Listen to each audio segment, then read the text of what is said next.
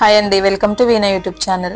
Today special gongura pachadi. ఇలా గోంగూరని కడిగి ఆరబెట్టుకొని 50 గ్రాముల చింతపండు తీసుకొని వేడి నీళ్లు పోసి నానబెట్టుకోవాలి. 100 గ్రాముల ఎండుమిర్చి తీసుకోవాలి. ఇలా వెల్లుల్లి రెబ్బలను తీసుకొని 1 టేబుల్ స్పూన్ జీలకర్ర, 1 టేబుల్ స్పూన్ మెంతులు, 125 ml ఆయిల్, పాన్ లో జీలకర్ర మెంతులు వేసి వేయించుకొని వీటిని ఇంకో ప్లేట్ లో తీసుకొని చల్లారనివ్వాలి. ఇప్పుడు పాన్ లో కొద్దిగా నూనె తీసుకొని ఎండుమిర్చిని మాడిపోకుండా వేయించుకొని పక్కన పెట్టుకోవాలి.